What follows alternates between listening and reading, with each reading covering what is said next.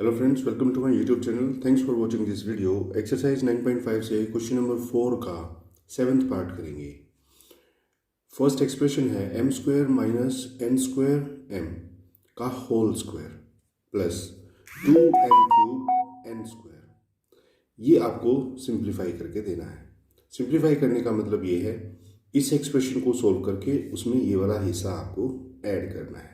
तो देखिए, इस एक्सप्रेशन को अगर मैं ध्यान से देखूं तो ये जो एम स्क्वायर है इसको अगर मैं ए मान लेता हूँ और ये जो एन स्क्वायर एम है इसको मैं बी मान लेता हूँ, तो ए माइनस बी का होल स्क्वायर वाली आइडेंटिटी इसके ऊपर लग रही है। तो देखिए, उसी आइडेंटिटी से हम इसको सॉल्व करेंगे। सबसे पहले आइडेंटिटी लिखेंगे।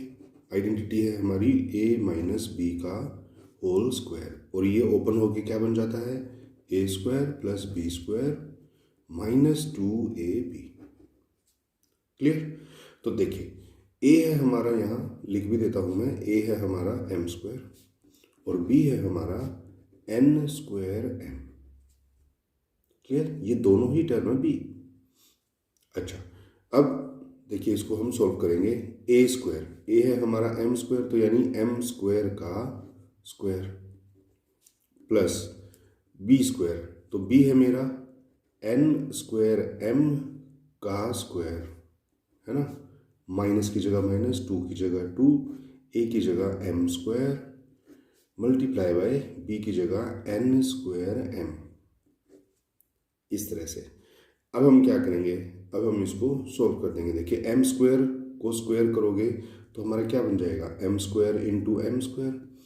और हमने एक्सपोनेंट्स वाले चैप्टर में पढ़ा था कि अगर बेसिस सेम हो और वो आपस में मल्टीप्लाई हो रहे हो तो उनकी पावर्स क्या हो जाती हैं, ऐड हो जाती हैं। तो m square into m square बन गया एम की पावर 4 प्लस ऐसे ही एन स्क्वायर की पावर 2 है तो ये बन गया एन की पावर 2, और एम की पावर यहाँ 1 थी तो 1 इंटू 2 ये बन गया स्क्वायर। इस तरह से माइनस 2, और ये मल्टीप्लाई होगा इसके कोफिशिएंट, इसका कोफिशिएंट कुछ नहीं है तो 1 है। ऐसे ही एन स्क्वायर एम का कोफिशिएंट कुछ नहीं है तो 1 है। तो देखिए, -2 इंटू 1 -2, -2 इंटू 1 -2, तो माइनस का साइन मैं लगा चुका हूँ तो 2 यहाँ लिखेंगे। अब लिख देंगे हम एम स्क्वायर जो है वो मल्टीप्लाई होगा इसके एम से भी, तो एम स्क्वायर इंटू एम की पावर 1, तो ये बन गया एम की पावर 3 या m³ और n square as it is.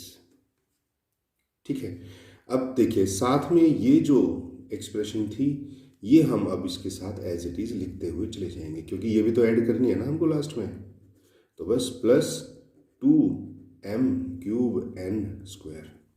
अब आप ध्यान से देखिए, ये वाली पूरी टर्म और ये वाली पूरी टर्म ये दोनों ही एक जैसी हैं। इन दोनों में फ़र्क सिर्फ ये है, ये वाली टर्म पॉजिटिव है और ये वाली टर्म नेगेटिव है। तो जब इस तरह से दो नंबर्स बिल्कुल एक जैसे हो जाते हैं, एक नेगेटिव और एक पॉजिटिव, तो आपस में कट जाते हैं। और वो कट क्यों जाते हैं, क्योंकि देखो बड़ा सिंपल सा है। मान लीजिए -3 है, इसके अंदर मुझे +3 करना है, तो माइनस प्लस माइनस हो जाता है, 3 में से 3 माइनस होगा तो 0 आ जाएगा। तो या तो आप 0 लिख लो या इनको आपस में ऐसे ही काट लो। तो हम ऐसे ही काट देते हैं इनको। तो हमारे पास बचा क्या, हमारे पास बचा m की पावर 4 प्लस n की पावर 4 m स्क्वायर।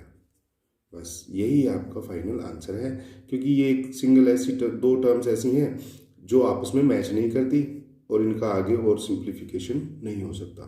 तो यही आपका फाइनल आंसर है। तो फ्रेंड, ये था क्वेश्चन नंबर 4 का 7th पार्ट। आई होप आपको अच्छे से समझ में आ गया होगा। नेक्स्ट क्वेश्चंस के लिए मिलेंगे नेक्स्ट वीडियोज़ में, तब तक के लिए